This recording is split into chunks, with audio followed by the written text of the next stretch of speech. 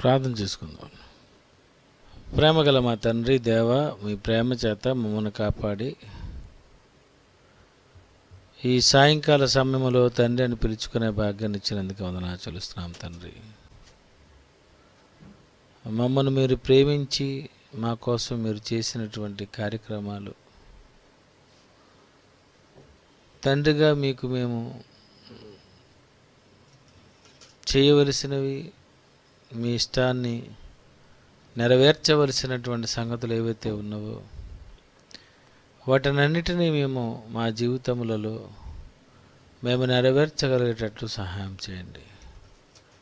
యేసుక్రీస్తు పేరటి ప్రార్థనకు సమర్పిస్తున్నాం తండ్రి, ఆమెన్. ప్రేమైన దేవుని పిల్లరా,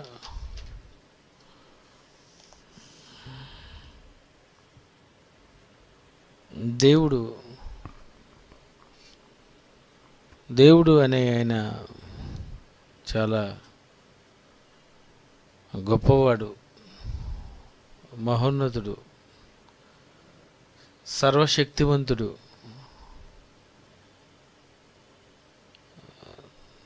తండ్రి అయినటువంటి దేవుడు ఈ భూమి మీద మనిషి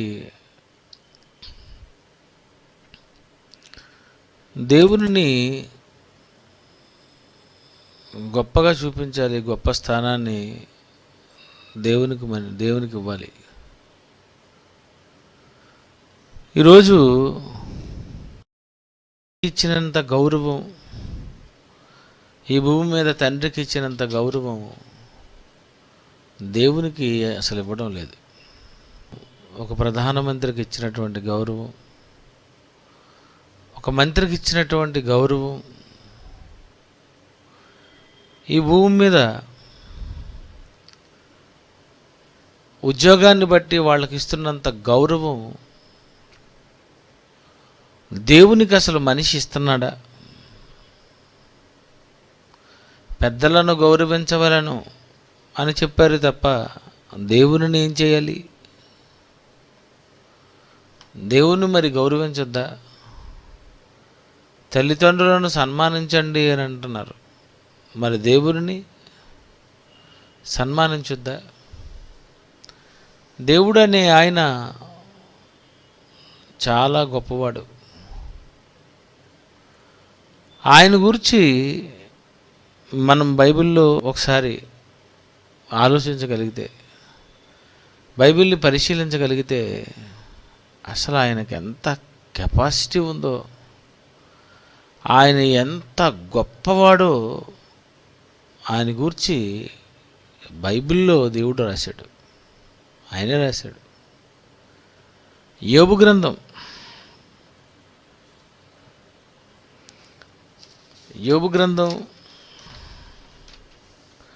26వ అధ్యాయము 14వ వచనం చూద్దామండి. యోబు గ్రంథం 26వ అధ్యాయం 13. ఆయన ఊపిరి విడువగా ఆకాశ విశాలములకు అందము వచ్చును. ఆయన హస్తము పారిపోవు మహాసర్పమును పొడిచెను. ఇవి ఆయన కార్యములలో స్వల్పములు. ఇవి ఆయన కార్యములో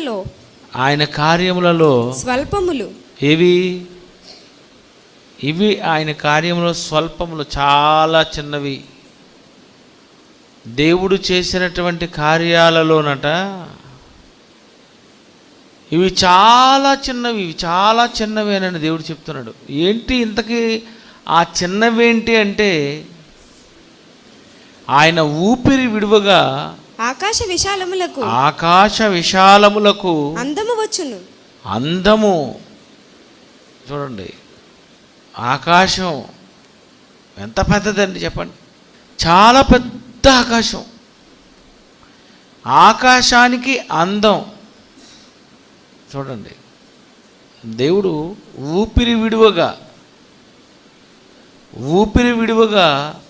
ఆయన ఆకాశ విశాలములకు అందము వచ్చును. అంటే అసలు ఆకాశానికి అందం ఇవ్వగలవా మీరు?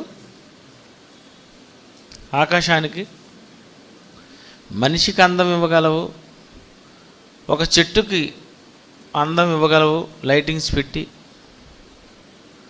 లేకపోతే ఒక రోడ్డుకి అందం ఇవ్వగలవు, ఒక మట్టికి అందం ఇవ్వగలవు, ఒక పెద్ద పార్కుగా తయారు చేసి, ఒక నీటికి అందం ఇవ్వగలవు.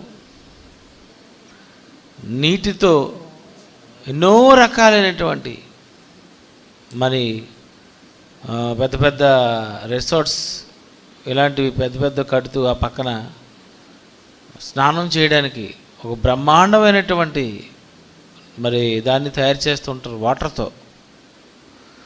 నీటికి అందం ఇచ్చావు, ఒక మొక్కకి అందం ఇచ్చావు, ఒక చెట్టుకి అందం ఇచ్చావు, ఒక మట్టికి అందం ఇచ్చావు, ఒక రోడ్డుకు అందం ఇచ్చావు, కొండలకు నువ్వు అందం ఇస్తున్నావు. ఈ భూమి మీద ఉన్న వాటిని నీవు అందంగా చేయగలవు, కానీ దేవుడట ఆకాశ విశాలములకు అందము వచ్చును. ఆకాశ విశాలానికి అందం అంటే ఆకాశాన్ని అందంగా డెకరేట్ చేయడం అంటే అది చాలా కష్టం అండి. అది చాలా కష్టం. అది ఆకాశాన్ని అందంగా తయారు చేయాలంటే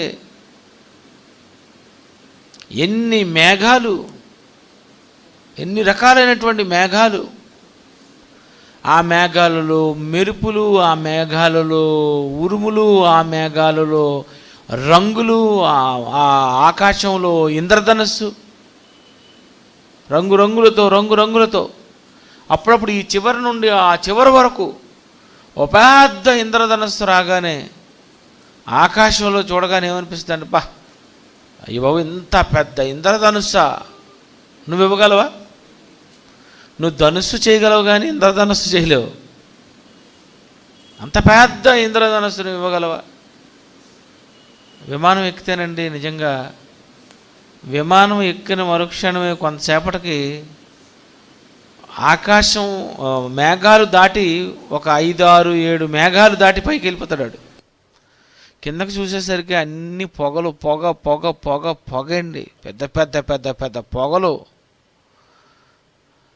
ఈ పొగతో మొత్తం మేఘాలు, ఒకటో మేఘం, రెండో మేఘం, మూడో మేఘం, నాలుగో మేఘం, ఐదో మేఘం, ఇలా మొత్తం మేఘాలు ఉంటాయి. ఆ మేఘాలు పైకి వెళ్ళిపోతాడు. కిందన మాత్రం వర్షం పడుతుంటుంది, కానీ పైన వర్షం పడదు, ఫుల్ ఎండ. విమానంలో వర్షం పడినప్పుడు సడన్గా విమానం పైకి వెళ్ళిపోగానే సడన్గా వెలుగు వచ్చేస్తుంది. ఆ కింద ఉన్నటువంటి అంతా కూడా మేఘాలండి. ఈ మేఘాలన్నిటిలో ఆకాశాన్ని దేవుడు అందంగా చేయాలంటే, లేకపోతే నక్షత్రాలతో తలతలలాడేటట్లుగా ఆకాశాన్ని అందంగా ఆయన చెయ్యాలని అనుకుంటే ఊపిరి విడిచిపెడితే చాలటండి. దేవుడు అంటున్నాడు, నేను ఊపిరి వదిలేశానా వాటికి అందం వచ్చేస్తుంది. అంత పెద్ద ఆకాశానికి, అతిపెద్ద ఆకాశానికి అందం రావాలంటే నా ఊపిరి విడవాలి. దానికి అంత అందం వచ్చేటట్టుగా అంత పెద్దదానికి చేశానంటే అసలు ఆ పనిలో ఆ విషయంలో నేను చేసింది అదేంటో తెలుసా? చాలా స్వల్పం. నేను చేసింది ఇది చాలా చిన్నది. అంటే చూడండి, ఆకాశానికి, అతిపెద్ద ఆకాశానికి అందం ఇవ్వడమే దేవుడు చేసినటువంటి వాటిలో స్వల్పమైనదైతే, మనం అనుభవించబోయే ఆ లోకాన్ని చేస్తున్నాడు దేవుడు. లోకము పుట్టినది మొదలుకొని మీ కొరకు సిద్ధపరుస్తున్నానని దేవుడు అంటున్నాడంటే అస్సలు ఆ లోకం ఎలా ఉంటుందో ఒకసారి మీరు ఆలోచించండి. ఏమండి, స్వల్పమైనటువంటిదట ఈ ఆకాశానికి అందం తీసుకురావాలంటే. నేను చేసిన కార్యాలలో, నా కార్యాలలో చాలా స్వల్పము అనేసాడంతే, చాలా చిన్నది. ఆకాశాన్ని నేను అందం తీసుకొని రాగలను, కానీ అంత అందం తీసుకొని రావాలంటే అది మీకైతే అది పెద్దది, నాకైతే చాలా స్వల్పము అని మరొక విషయాన్ని ఆయన చెప్పాడు. ఆ తర్వాతే ఆయన హస్తము ఆయన హస్తము పారిపోవు మహాసర్పమును పారిపోవు మహాసర్పమును పొడిచెను. చూడండి, ఇది చూడండి. ఆకాశం తర్వాతట, ఆకాశమే అంత పెద్దదైతే ఆయన చేసిన కార్యాల్లో స్వల్ప కార్యాలలో 2 కార్యాలు ఆయన చెప్పేశాడు. ఆకాశానికి అందం ఇవ్వడం, నీకది చాలా పెద్ద పని, నాకది చాలా చిన్న పని. 2, పారిపోవు మహాసర్పమును నేను పొడిచాను. ఇది నా కార్యాలలో చాలా స్వల్పం అనేసాడు. ఏది స్వల్పమాట చదవమ్మా. ఆయన హస్తము పారిపోవు మహాసర్పమును పొడిచెను. ఆయన హస్తము పారిపోవు మహాసర్పమును పొడిచెను. ఇవి ఆయన కార్యములలో స్వల్పములు. పారిపోవు మహాసర్పమును పొడిచెనంటే అనకొండనా? నువ్వు చంపేస్తావు కదా మరి. నాగుపామా? నేను చంపేస్తాను. ఇంకా కట్లపామా? ఇంకేమున్నాయి? కొబ్బరా? లేకపోతే ఏ పాము చెప్పండి. ఈరోజు సర్పాలలో ఏ సర్పాన్ని మనిషి చంపలేదు చెప్పండి? ఏదైనా చంపుతాడా? పెద్ద పెద్ద ఆనకొండలు పట్టేస్తుంటాడండి. మొన్న ఒకసారి డైరెక్టర్ గారు చూపించారు, చూసారా? ఆనకొండ మాంసం, పెద్ద పెద్ద పాములు, మరి 2 కేజీలు 5 కేజీలు కట్ చేసి, పామును కట్ చేసి అమ్మేస్తున్నారు. వాళ్ళు ఏమంటారు? ఈ మా కార్యములలో చాలా స్వల్పములని అంటారు. అంటే వాళ్ళు ఆనకొండను కట్ చేస్తే వాళ్ళకి స్వల్పం అట. దేవుడు అంటున్నాడు, నేను పారిపోవు మహాసర్పమును పొడి చేశానని అన్నాడు. అంటే అదేటి? ఇంతవరకు మానవులు చంపిన పాము ఆ పాము కాదన్నమాట. ఆకాశానికి అందం ఇవ్వడమే అంత పెద్ద కష్టమైతే అది నాకు స్వల్పం అని అన్నాడు. అంటే ఈయన సర్పాన్ని పొడిచాడు అని అన్నాడు. అంటే ఇది ఇంకా ఏదో చాలా బ్రహ్మాండమైనటువంటి సర్పంలా ఉంది ఇది కదా. ఏమనిపిస్తుంది చెప్పండి? ఆయన పొడి చేసిందే మనము పొడి చేస్తే ఇంకేముంది? స్వల్పము నన్ను అనవసరం లేదు. కానీ దేవుడు పారిపోవు మహాసర్పమును పొడిచాను అని అన్నాడు. ఇంతకు ఏంటా సర్పం? ఏంటది? పారిపో మహాసర్పము. నువ్వు పట్టతో పాకుతావు అని అన్నాడు. చూశారు? నువ్వు బ్రతుకు దినములన్నీ మట్టి తింటావు, పట్టతో ప్రాకుతావు అని అన్నాడు. చూసారా? హవ్వ దగ్గరికి వచ్చింది చూసారా సర్పం? దానిని ఆయన పొడిచేటటండి. ఆయన ఎవరు ఇంతకీ? ఆ సర్పం ఏ సర్పం ఏంటండి? అది డైనోసార్. పారిపోవు మహాసర్పమును పొడిచాను అంటే అర్థం ఏంటనమాట? నువ్వు చంపిన పాము కాదు అది. నువ్వు డైనోసార్ చంపగలవా? అది ఎలాగుంటుందో ఒకసారి బైబిల్లో చూద్దాం. యోబు గ్రంథం 26:14 చెప్పే ఆయన మళ్ళీ యోబు గ్రంథం 40వ అధ్యాయంకి వెళ్ళాడు. ఆయన ఏదో అనుకుంటారని 41. నీవు మకరమును గాలముతో బయటికి లాగగలవా? నీవు మకరమును గాలముతో బయటికి లాగగలవా? దాని నాలుకకు తాడు వేసి లాగగలవా? నీవు దాని ముక్కు గుండా సూత్రము వేయగలవా? ముక్కు గుండా నువ్వు మా సూత్రం వేయగలవా? స్తోత్రం చెప్తావు తప్ప. దాని దవడకు గాలము ఎక్కింపగలవా? దాని దవడకు గాలము ఎక్కించగలవా? అది నీతో విన్నపములు చేయునా? అది నీతో విన్నపములు చేయనా? మృదువైన మాటలు నీతో పలుకునా? నీవు శాశ్వతముగా దానిని దాసునుగా చేసుకొనున్నట్లు అది నీతో నిబంధన చేయునా? నువ్వు అలా చేయగలవా? నీవు ఒక పెట్టెతో ఆటలాడినట్లు దానితో ఆటలాడేదవా? కాంతో గేమ్స్ ఆడతావా? నీ కన్యకులు ఆడుకొనుటకై దాన్ని కట్టివేసేదవా? బెస్తవారు దానితో వ్యాపారము చేయుదురా? వారు దానిని తునకలు చేసి వర్తకులతో వ్యాపారం చేయుదురా? వారు దాని తునకలు దాన్ని అసలు దాన్ని చంపగలరా మీరు? అసలు దాని ఒంటి నిండా దాని ఒంటి నిండా ఇనుప శూలములను గుచ్చగలవా? ఇనుప శూలములు గుచ్చగలవా? దాని తల నిండా చేప అలుగులు గుచ్చగలవా? చేప అలుగులు గుచ్చగలవా? దాని మీద నీ చెయ్యి వేసి దాని చూడుము. మీద నీ చెయ్యి వేసి చూడుము.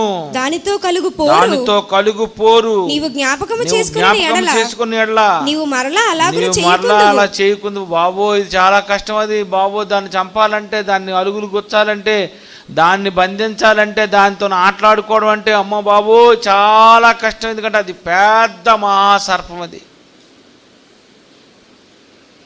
మానవుడు చంపినటువంటి పాములలో ఎన్ని పాములు ఉన్నా ఈ రకమైనటువంటి ఈ సర్పం ఉంది చూసారు, దీని నాట దేవుడు ఏం చేసాడటండి?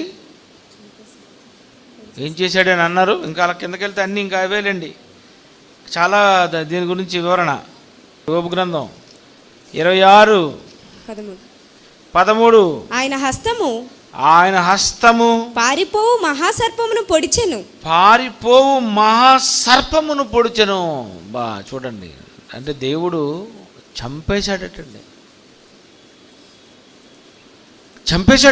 ఆయనే చంపాడటండి. ఆయనే పొడిచాడట. ప్రియమైన దేవుని పిల్లరా, ఆయన తప్ప ఎవ్వరూ దాన్ని చంపలేరండి.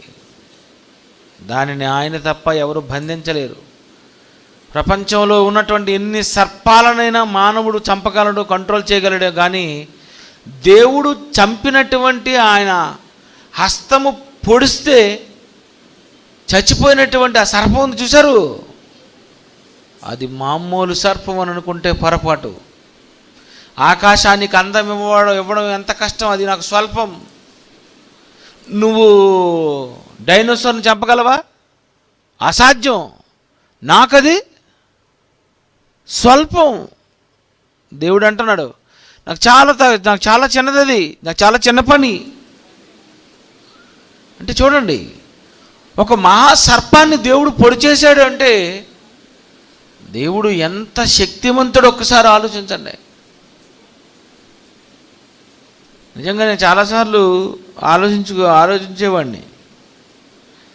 నోవాహు వాటర్లోనికి డైనోసార్ ఎక్కిందా? మరి ఎక్కకపోతే ఏమైపోయింది జలప్రళయంలో? చచ్చిందా? ఇది జలప్రళయానికి ముందే దేవుడు దానిని చంపేడండి. అది దేవుడు రాశాడు ఇక్కడ. నా కార్యాలలో ఇవి స్వల్పములు. ఒకవేళ ఉంటే జతలుగా 2 డైనోసార్లు ఎక్కును కదండి. మరి ఎందుకు ఎక్కలేదు? ప్రియమైన దేవుని పిల్లరా, ఎంత భయంకరమైనటువంటి సర్పాన్ని ఆయన పొడిచాడో, అది ఎవడు చెయ్యలేనిది దేవుడు చేశాడని చెప్పడానికి ఇగో ఇవి ఆయన కార్యములలో స్వల్పములు అనేసాడంతే. ఆయన చాలా స్వల్పములు. అంటే దేవుడు చేసినటువంటి పనులలో చిన్న పనులంటూ ఉంటే ఆకాశానికి అందం ఇవ్వడం, పారిపోవు సర్పాన్ని పొడవడం అంటే ఇవి సామాన్యమైనటువంటి పనులు కాదు, చాలా కష్టం. మానవ జీవితంలో మానవుడు ఎప్పుడు అవి చేయలేడు. ఏ మానవుడు దీనికి అందం తీసుకొని రాలేడు. ఆ సర్పాన్ని ఏ మానవుడు చంపలేడు, కంట్రోల్ చేయలేడు, పట్టుకోలేడు. దానికి అసలు గాలము గుచ్చలేడటండి. అంటే ఎంత స్ట్రాంగ్ ఆలోచించండి. అలాంటి పారిపోవు సర్పం పారిపోతుందట, దేవుడు పొడిచేసాడటండి. ప్రియమైన దేవుని పిల్లరా, దేవుడు చాలా గొప్పవాడండి. అంత గొప్పవాడైనటువంటి ఆయన ఎందుకు ఈ సంగతిలో దేవుడు రాశాడు అంటే ఆయన గురించి మనకు చెప్పడానికి. అందుకే కిందకి చూడండి, ఆయనను గూర్చి మనకు వినబడుచున్నది మిక్కిలి మెల్లలైన గుసగుస శబ్దము పాటిదే కదా. చూసారా, ఆయన గురించి మనకు వినబడుతున్నది చాలా చిన్నది వినిపిస్తుంది. ఇంత పెద్ద ఆకాశానికి అందం ఇచ్చాడు అంటే అది ఆయన చేసిన కార్యాలలో స్వల్పములు. ఇంత మహా సర్పాన్ని దేవుడు పొడిచాడు అంటే ఇది స్వల్పములు. దీని గురించి దేవుడు అంటున్నాడు ఏమని? ఆయన గురించి మనకు వినబడుతున్నది మిక్కిలి మెల్లనైన గుసగుస శబ్దం పాటిదే కదా. దేవుని గురించి ఈరోజు దేవుని శక్తి సామర్థ్యాలు, దేవుడంటే ఏంటో అని ఒకవేళ తెలుసుకోవాలనుకుంటే నిజంగా ఆయన గురించి వినబడుతున్నది చాలా మిక్కిలి మెల్లనైన గుసగుస శబ్దము పాటిదే కదా. దేవుడు చాలా గొప్పవాడండి. ఆయన చాలా బలవంతుడు. ఆయన ఏమైనా చేయగలడు. ఆయనకి అసాధ్యమైనది ఏది లేదు. ఆయన చేసినటువంటి కార్యాలు ఎన్నో కార్యాలు ఉన్నాయి. శూన్యంలో భూమిని వేలాడదీయడం ఇది ఒక పెద్ద కార్యం. శూన్యంలో చంద్రుణ్ణి వేలాడదీయడం అదే పెద్ద కార్యం. శూన్యంలో సూర్యుని వేలాడదీయడం, మండుతున్నటువంటి ఒక బంతిని ఆరిపోకుండా శూన్యంలో నిలబెట్టడం అంటే చాలా పెద్ద కార్యం అండి. చాలా పెద్ద కార్యం. పగటి నేలుటకు పెద్ద జ్యోతిని, రాత్రి నేలుటకు చిన్న జ్యోతిని, నక్షత్రములను చేశాను. అంటే బైబిల్లో రాయబడినటువంటి ఒక్క మాటలో ఎంత బ్రహ్మాండమైనటువంటి శాస్త్రాతీత విజ్ఞానం ఉందో ఒకసారి మీరు ఆలోచించండి. దేవుడండి, దేవుడు బైబిల్లో రాయించినటువంటి ఈ మాటలన్నీ మనం నిజంగా ఆలోచించగలిగితే, దీన్ని గ్రహించుకొనగలిగితే, అర్థం చేసుకోగలిగితే నిజంగా దేవుడే ఆ మహాసర్పాన్ని ఆయన పొడిచాడటండి. ఆయన చంపేశాడు. ఆయన లేకుండా చేసేశాడు. ఆయనే దాన్ని చంపగలిగాడు. మానవుడెవడు దాన్ని బంధించలేడు. అంత పెద్ద సర్పాన్ని ఎవడు కంట్రోల్ చేయలేని, పట్టుకోలేని, గాలము వేయలేని, గాలము గుచ్చలేని అలాంటి దానిని నేను చంపాను అంటే అసలు అది నా దృష్టిలో చాలా చిన్న పని అన్నాడు. చాలా స్వల్పములు అనేశాడు. ప్రియమైన దేవుని పిల్లారా, వాటిని చంపడం స్వల్పం అంటే ఇవి ఆయన కార్యంలో స్వల్పములు అనేసాడు. అంటే టోటల్గా ఆయన ఒక బ్రహ్మాండమైన విషయం చెప్తున్నాడు. మళ్ళీ చదువమ్మా. ఆయన హస్తము పారిపోవు మహాసర్పమును పొడిచెను. ఇవి ఆయన కార్యములలో స్వల్పములు. ఇవి కార్యాలలో స్వల్పం, కార్యాలలో చాలా చిన్నది. నేను చేసిన కార్యాల్లో స్వల్పమైనది ఇదే. ఎర్ర సముద్రం పాయలు చేయడం అది పెద్ద కార్యం. ఒక మొక్కకు పువ్వు పూయడం పెద్ద కార్యం. ఒక చెట్టుకు కాయ కాయడం పెద్ద కార్యం. ఆకాశాలకు అందం రావాలన్నా, లేకపోతే ఈ పారిపోవు సర్పాన్ని పొడవాలన్నా, దాన్ని చంపాలన్నా నా దృష్టిలో అవి చాలా స్వల్పము, చాలా చిన్నదన్నాడు. చూడండి, అంటే ఇవి స్వల్పాలైతే దేవుడు చేసినటువంటి కార్యాలలో వీటికంటే గొప్పవి. మొక్కకు పువ్వు పూయడం అంటే సామాన్యమైన పని ఏంటండి? ఏది నువ్వు పూయించి ఏం పూయిస్తావు నువ్వు? ప్రపంచంలో ఎవడు చేయలేడు. ఆయన కార్యం అది. ఒక మొక్కకు కాయ రప్పించగలవా?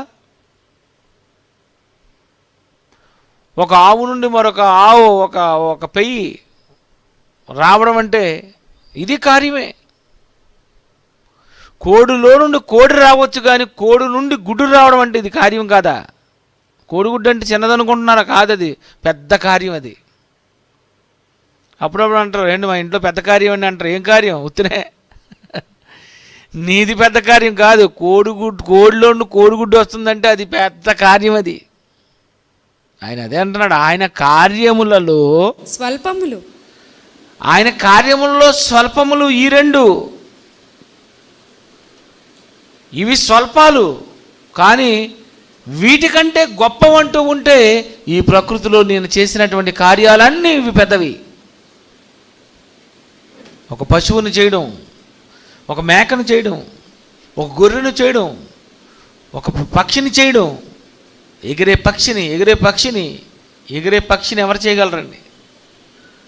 పెట్రోల్ లేకుండా, డీజిల్ లేకుండా, వైట్ పెట్రోల్ లేకుండా ఎవడండి అసలు శూన్యంలో అది ప్రయాణించేటట్లుగా ఎవడండి చేయగలడు? ఎంత కష్టమండి, నిజంగా చాలా కష్టమండి అది. అది ఆయన కార్యం. మనం ఎక్కడ మెట్లు దిగేసరికి కింద ఖచ్చితంగా నీళ్ళు తాగాలి, అంతేనా? అది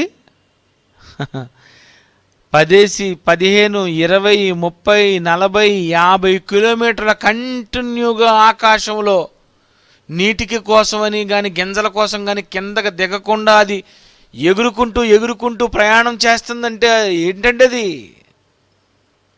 అవి ఎవరి కార్యాలు? దేవుడు చేసినటువంటి కార్యాలు. ఆయన కార్యములలో ఇవి పెద్ద కార్యాలు. దీన్ని చంపాను చూశారు, ఇది స్వల్పములు, చాలా చిన్నది. డైనోసార్ని చంపడమే అంత పెద్ద సర్పాన్ని, పారిపోవు సర్పాన్ని, అది పారిపోతుందట చూసారా? అదేం చేస్తుందట? ఆయన హస్తము పారిపోవు మహాసర్పమును పొడిచెను. పారిపోతుంది. అది పారిపోతుందంటే దాని వెనకాల నువ్వు పరిగెత్తలేవు. అది అలాంటి పారిపోతున్న దాన్ని ఆయన చంపాడు. ఆయన పారిపోయి ఆ సర్పాన్ని చంపడమే పెద్ద పని మనకైతే, కానీ ఆయనకి చాలా చిన్న పని. అంత పెద్ద సర్పాన్ని చంపడం ఆయనకి చిన్న పని అంటే నిన్ను చంపడం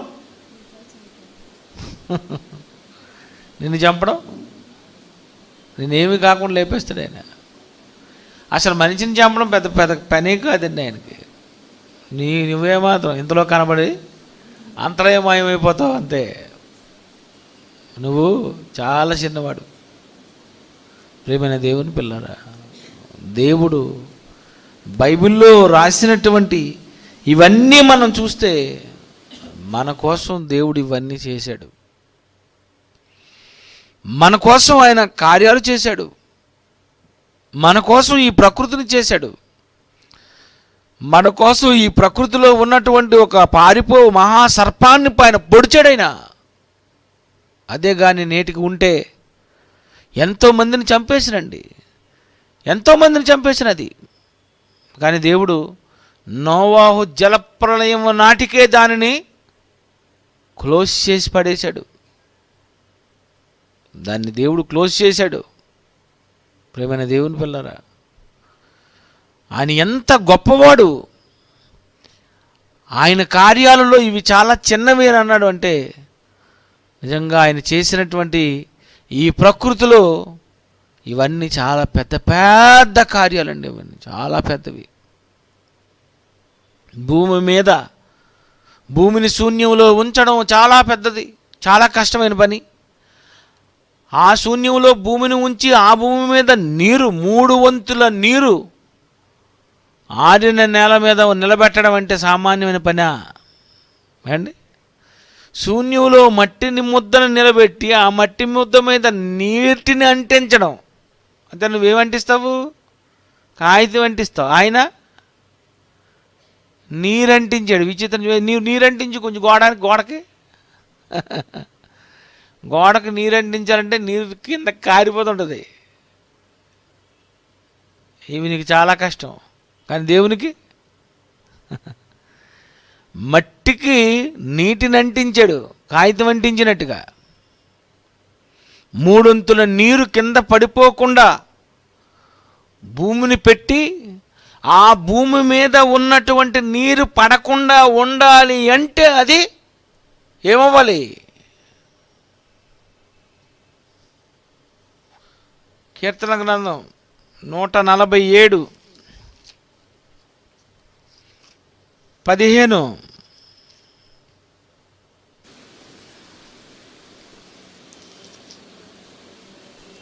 భూమికి ఆజ్ఞ ఇచ్చేవాడు ఆయనే. ఆయన వాక్యము బహువేగముగా పరిగెత్తును. ఆయన వాక్యము బహువేగం అంటే భూమి ఎలా తిరుగుతుంది? బహువేగం. నీరు పడిపోకుండా తిరగాల. చూడండి, నీరు పడిపోకుండా తిరగాల.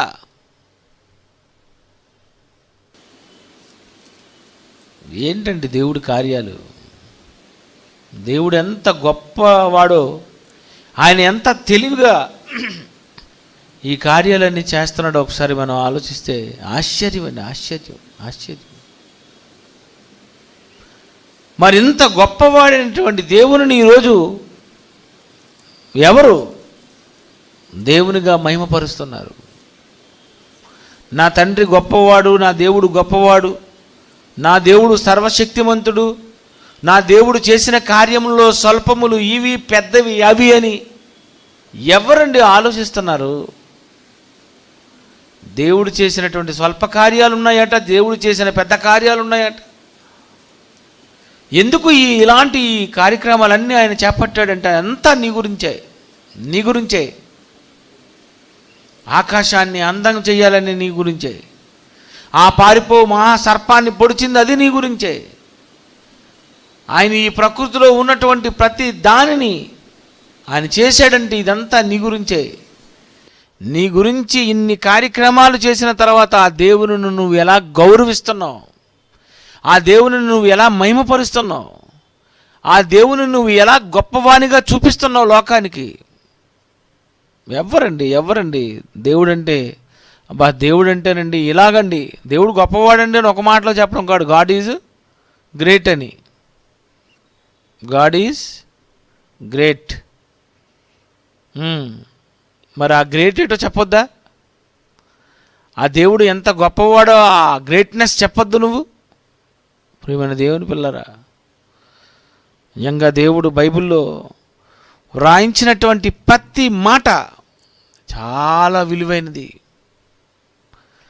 ఆయన రాస్తున్నటువంటి ప్రతి మాట వెనుక ఎంతో పరమార్థం దాగి ఉంది. అందుకే ఆయన యోబు గారితోనే ఈ విషయాన్ని దేవుడు రాయించాడు. ఏమని రాశాడు మరి చదువుదాం ఫైనల్గా. ఆయన ఊపిరి విడువగా ఆకాశ విశాలములకు అందము వచ్చును. ఆకాశ విశాలానికి అందం వస్తుంది. ఆయన హస్తము పారిపోవు మహాసర్పమును పొడిచెను. ఇవి ఆయన కార్యములలో స్వల్పములు. చాలా చిన్నవి, చాలా చిన్న పని అంటండి. అంటే ప్రియమైన దేవుని పిల్లరా, దేవుడు ఎంత గొప్పవాడో చూడండి. దేవుడు ఏదైనా చేయగలడు, ఆయనకు అసాధ్యమైనది ఏది లేదు. కనుక ఈ లోకంలో ఒక మనిషికి ఇచ్చినంత విలువ, ఒక ముఖ్యమంత్రికి ఇచ్చిన విలువ, ఒక ప్రధానమంత్రికి ఇచ్చినటువంటి విలువ, ఒక పోలీస్ ఆఫీసర్స్కి ఇచ్చినటువంటి విలువ, ఈరోజు ఒక తల్లిదండ్రులకు ఇచ్చినటువంటి విలువ, ఈరోజు దేవుని ఎవరు విలువిస్తున్నారు? దేవుని ఎవరు గొప్పగా చూపిస్తున్నారు?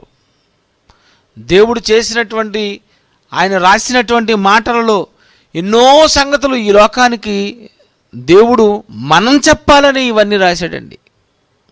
నిజంగాను మనమే ఇవన్నీ మనం చెప్పాలి, ఈ మాటలన్నీ మనమే చెప్పాలని ఆయన అనుకున్నాడు.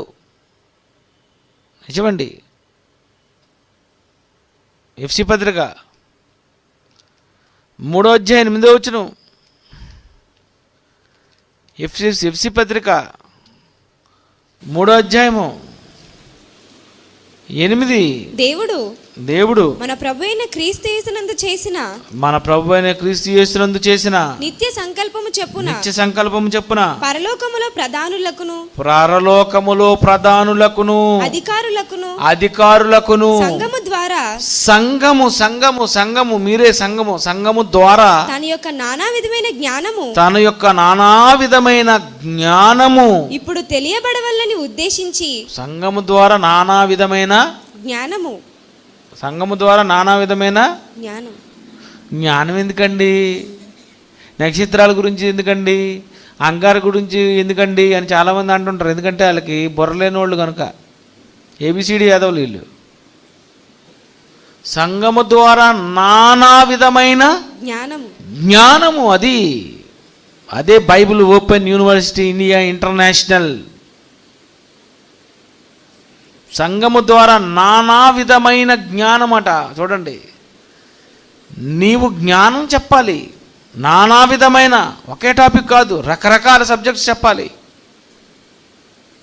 నానా విధమైన జ్ఞానం ఇప్పుడు తెలియబడవాలని ఉద్దేశించి పరలోకములో ప్రధానులకు, అధికారులకు, అంటే తన చుట్టూ ఉన్నటువంటి పని మనుషులైనటువంటి సేవకులైనటువంటి దేవదూతలకు కూడా దేవుడు చెప్పలేదన్నమాట. అది మన విషయాలన్నీ ఎవరికి తెలిసిపోతాయి? పని మనిషి జాయిన్ అయిందంటే ముందు ఫస్ట్ మన మీద రీసెర్చ్ చేస్తుంది. ఈయనెవరు, ఆవిడెవరు, ఇతనెవరు, వీళ్ళెవరు, వాళ్ళెవరు, ఎన్ని గిన్నెలు ఉన్నాయి, ఎన్ని సబ్బులు ఉన్నాయి, సబ్బులు ఎక్కడ పెడతారు, కందిపప్పు ఎక్కడ ఉంటుంది, బియ్యం ఎక్కడ ఉంటుంది, నూనె ఎక్కడ ఉంటుంది, అసలు ఏంటి, వీళ్ళు ఏ టైముల్లో ప్రార్థన కిందకి దిగుతారో, తర్వాత ఎప్పుడు నేను జంప్ చేయొచ్చు. అంతేనా? నిజంగా చూడండి, అసలు మన దగ్గర ఉన్న ఏ పని మనిషికైనా అన్ని విషయాలు తెలిసిపోతుంటే దేవుడు మనం చెప్పాలని వాళ్ళకి చెప్పడం మానేశాడు. ఎంత మంచి చూడండి. నాయనా మీరు చెప్పండి. సంఘము ద్వారా నానా విధమైన జ్ఞానము పరలోకములో ప్రధానులు, అధికారులకు తెలియాలి. అంటే ఏదో దులిపించుకుందాం, దడేలు అని ఇది కాదండి ప్రసంగం. మనం ఇక్కడ సింహాసనం మీద కూర్చున్నాం అనేసరికి దేవదూతలు అటెన్షన్లో ఉంటాయి, ఏం చెప్తారు సబ్జెక్ట్ అని. అది ఒక్క డైరెక్టర్ గారు కూర్చున్నప్పుడే దేవదూతలకు ఎలాగుంటుంది, అమ్మ ఆ శనివారం క్లాసు కరెక్ట్గా 7 గంటలకల్లా ఏం చెప్తారో మీకు ఎలాగుంటుంది? ఏదో చెప్పుకుంటట్లేదు, అది ఏదో చెప్పుకోండి, మనకి ఎందుకు ఇవన్నీ మనకు అసలు ఇష్టం ఉండదు. కామెడీ కదండి, పళ్ళు రాలగొట్టేయాలి. నిజమండి. నేను అప్పుడప్పుడు అనుకుంటాను, ఇంక మీకు బాత్ చేయడం వేస్ట్. ఆ దేవదూతలు ఈ ప్రధానులు ఉన్నారు అనుకొని ఊహించుకొని వాళ్ళకి ఏం సబ్జెక్ట్ చెప్పాలా అని చెప్పాలి. అది పరలోకములో ఉండు ప్రధానులకును, అధికారులకును సంఘము ద్వారా చెప్పాలన్నాడు. ప్రైమ్ మినిస్టర్ తెలుగులో ఏమంటారు? గట్టి చెప్పండి. ప్రధానమంత్రి. చీఫ్ మినిస్టర్, ముఖ్యమంత్రి. మినిస్టర్ ఎవరాళ్ళు? మంత్రులు. మొదటి పేరేటి? ప్రధానమంత్రి. రెండోది ముఖ్యమంత్రి. తర్వాత మంత్రులు. రాజు రాణి తెలుసా మీకు? రాజు రాణి తెలుసా? ఆ రాజు దగ్గర ఎవరు ఉంటారు? మంత్రులు ఉంటారు. అంటే మంత్రులు చిన్నోళ్ళ, రాజు చిన్నోడా? ఏంటి? మంత్రులు చిన్నోళ్ళు, ముఖ్యమంత్రి చిన్నోడే, ప్రధానమంత్రి చిన్నోడే. మరి రాజులు ఎవరు? చెప్పరు. కనుక మీరెవరు? ప్రధానమంత్రి కంటే గొప్పవాళ్ళు. కానీ నువ్వేమంటావు? పేడ లాంటి వాడిని, పురుగు లాంటి వాడిని, దరిద్రం. అది వాళ్ళ దగ్గరికి వెళ్ళి చెప్పు, నేను పురుగు వంటి వాడిని, పేడ వంటి వాడిని అంటే అప్పుడు ఈ మంత్రి ఏమనుకుంటాడు? ఇది పురుగట, పేడట, అయితే నేను ఎవరిని? మంత్రిని. మీరెవరు అనుకున్నారు? రాజులండి. నిజమండి. నేను కింగ్ జాన్సన్ విక్టర్. ప్రియమైన దేవుని పిల్లారా, చాలా గొప్పవాళ్ళు అండి. మన మాట ఈ సామాన్యమైన వీళ్ళకి చెప్పకూడదట. సత్యం అనగా ఏమిటని అడుగుతాడు, అంతేనా? పిల్లల దగ్గరికి వెళ్ళిపోయి మనం ఏమైనా సత్యం అని అన్నాం అనుకో, సత్యం అనగా ఏంటి అని అడుగుతాడు. అదే మనం దేవదూతలకు చెప్పామనుకోండి, ప్రధానులకు, వాళ్ళకి అర్థమైపోతుంది సత్యం అంటే వాక్యమే సత్యంరా అనేసి. కనుక సంఘము ద్వారా నానా విధమైన జ్ఞానము పరలోకములో ప్రధానులకు, అధికారులు, అంటే మనం సబ్జెక్ట్ చెప్తుంటే ఈ సబ్జెక్టు వినాలని వాళ్ళు అనుకుంటున్నారు. అలాంటి సంగతులు బైబిల్లో ఉన్నాయి. ఇవన్నీ మీరు నేర్చుకోండి.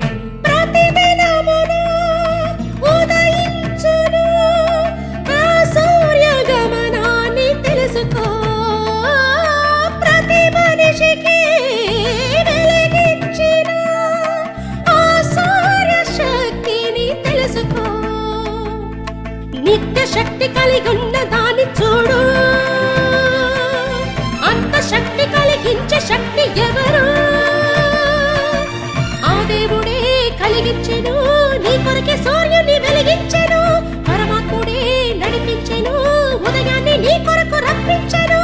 ఆ వెలుగు నీ కోసం ఆ వేడి నీ కోసం ఈ గాలి నీ కోసం ఈ నేల నీ కోసం ఈ నింగి నీ కోసం ఈ నీరు నీ కోసం ఈ కాయ నీ కోసం ఈ పువ్వు నీ కోసం ఎగిరే ఆ పక్షులను తిరిగే ఆ జంతువును పెరిగే ఆ మొక్కలను సంద్రంలో చేపలను చేసిందెవరో తెలియాలంటే సృష్టిని పరిశీలిస్తే పరమాత్మని చెబుతుంది.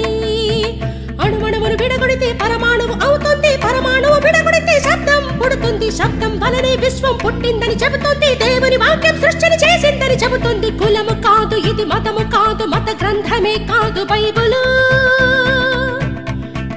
మహాజ్ఞానమని చదివితే జ్ఞానులైపోతారు అందరూ. విశ్వం పుట్టుక, వృక్షం పుట్టుక, మానవ పుట్టుక, జీవుల పుట్టుక, పక్షుల పుట్టుక, పురుగుల పుట్టుక, జీవమున్న జలచరము పుట్టుకను ముందే తెలిపిన బైబిలు మత గ్రంథం అవుతుందా? సకల శాస్త్రాలు కలిగిన బైబిల్ శాస్త్రం అవుతుందా? సృష్టికర్త వ్రాయించిన గ్రంథం, సృష్టిని గూర్చి తెలిపిన గ్రంథం, జనన మరణాలు తెలిపిన గ్రంథం, దేశ భవిష్యత్తు తెలిపిన గ్రంథం, సకల భాషలలో వెలసిన గ్రంథం బైబిలు. ముద్రించిన వాటిల మొదటి గ్రంథమే బైబిలు. ఆ వాక్యమే క్రీస్తు యేసని తెలుసుకో. ఇది నమ్మకపోతే రుజువుతో